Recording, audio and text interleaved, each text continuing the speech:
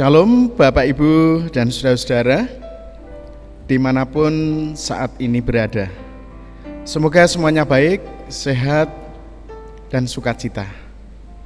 Berjumpa hari ini Jumat 4 Juni 2021.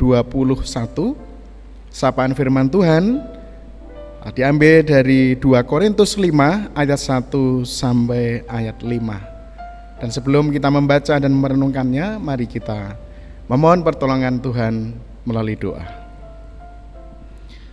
Puji dan syukur kami naikkan kehadirat-Mu ya Allah, Bapa Surgawi di dalam Tuhan Yesus Kristus. Kami bersyukur ya Bapa oleh karena kesempatan yang Tuhan berikan kepada kami untuk menghayati dan merenungkan sebagian dari firman Tuhan. Kiranya Tuhan juga memberikan hikmat pada hamba-Mu yang akan mewartakan kebenaran firman-Mu. Biarlah apa yang disampaikan hanya seturut dengan kehendak Tuhan. Berfirmanlah Bapa, kami siap menerimanya. Amin. Bapak Ibu Saudara, mari kita membuka Alkitab kita. Kita akan baca 2 Korintus pasal 5 ayat 1 sampai dengan 5 yang demikian firman Tuhan. Karena kami tahu bahwa jika kemah tempat kediaman kita di bumi ini dibongkar, Allah telah menyediakan suatu tempat kediaman di sorga bagi kita, suatu tempat kediaman yang kekal, yang tidak dibuat oleh tangan manusia. Selama kita di dalam kemah ini, kita mengeluh karena kita rindu mengenakan tempat kediaman surgawi di atas tempat kediaman kita yang sekarang ini. Sebab dengan demikian kita berpakaian dan tidak kedapatan telanjang. Sebab selama masih diam di dalam kemah ini, kita mengeluh oleh beratnya tekanan, karena kita mau mengenakan pakaian yang baru itu tanpa menanggalkan yang lama, supaya yang fana ini ditelan oleh hidup.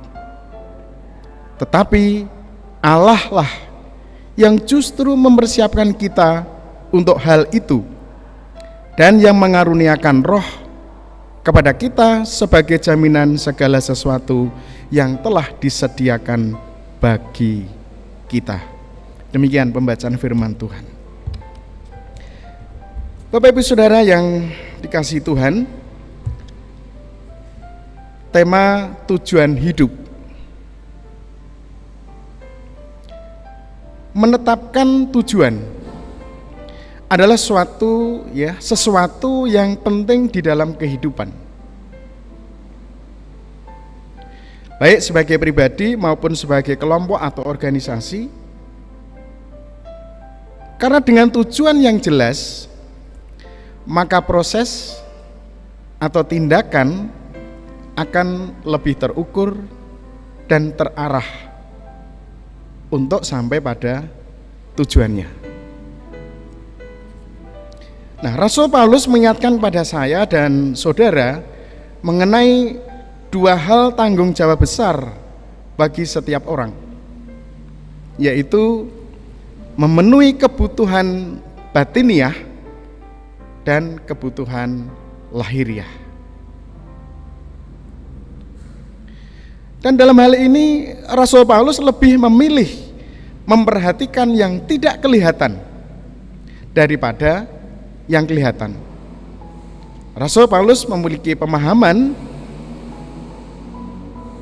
bahwa yang kelihatan adalah sementara, sedangkan yang tak kelihatan adalah kekal.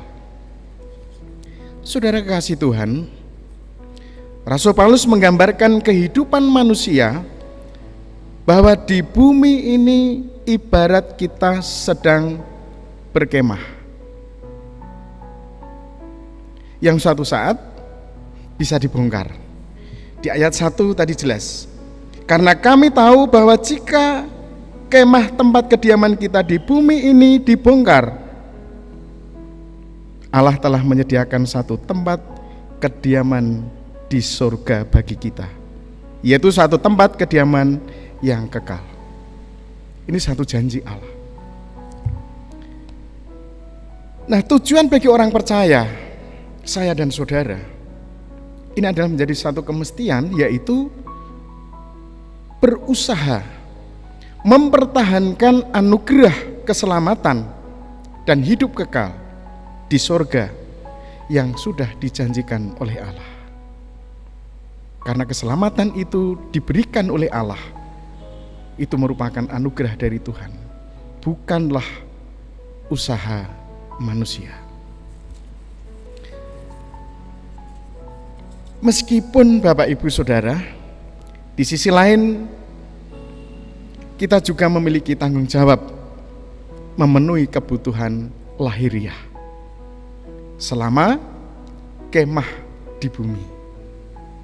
Di ayat 4, sebab selama masih diam di dalam kemah ini, kita mengeluh oleh beratnya tantangan. Di bagian A. Lalu inilah Bapak Ibu yang menjadi pergumulan dan tantangan bagi kita sebagai anak-anak Tuhan. Apakah bekerja untuk memenuhi kebutuhan lahiriah itu salah? Tentu tidak. Yang salah adalah kalau dalam hidup kita hanya mementingkan kebutuhan lahiriah saja, tanpa mementingkan atau tidak memenuhi kebutuhan batiniah. Nah, lalu bagaimana menyelaraskan dua hal tersebut, Bapak Ibu Saudara? Yang pertama, setidaknya beri waktu untuk Tuhan. Bagaimana caranya? Menjalin hubungan yang intim dengan Tuhan, bertekun di dalam doa, memuji dan menyembah Tuhan, membaca Alkitab, juga terus belajar memahami kehendak Tuhan atas hidup kita. Berikan ruang untuk Tuhan. Yang kedua, selalu mengandalkan dan melibatkan Tuhan dalam setiap langkah kehidupan kita. Terus menerus belajar peka akan karya Roh Kudus dalam hati kita. Libatkan Tuhan dalam kita menjalankan pekerjaan, dalam kehidupan rumah tangga, dalam menuntut ilmu, dalam bersosial, bermasyarakat, dan lain sebagainya. Nah, dengan selalu mengingat bahwa tujuan hidup manusia yaitu tempat kediaman yang kekal, yang tidak dibuat oleh tangan manusia, yaitu kehidupan kekal di surga. Yang membuat kita mantap dan bahagia Bapak Ibu Saudara, bahwa kita tidak jalan sendiri. Di ayat 5, tetapi Allah lah yang justru mempersiapkan kita untuk hal itu dan yang mengaruniakan roh kepada kita sebagai jaminan segala sesuatu yang telah disediakan bagi kita. Jadi kita harus menghadirkan Roh Kudus untuk tinggal di hati kita dan memimpin langkah hidup kita. Amin. Mari masuk saat teduh, dan Bapak Ibu Saudara dipersilahkan untuk menaikkan doa pribadinya. Mari kita masuk saat teduh dan berdoa pribadi.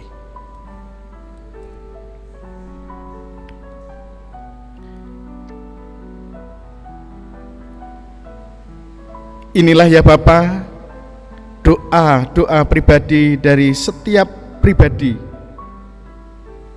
Kiranya Tuhan mendengar, kiranya Tuhan memperhatikan setiap doa-doa anak-anak-Mu. Doa ini kami panjatkan hanya dalam satu nama, di dalam Kristus Tuhan, Juru Selamat kami yang sudah menyediakan tempat kediaman yang kekal, yang tidak dibuat oleh tangan manusia, yaitu kerajaan surga. Pimpinlah anak-anak-Mu ya Bapa untuk tetap pada tujuan kerajaan surga. Di dalam nama Tuhan Yesus Kristus, kami sudah berdoa dan mengucap syukur. Amin.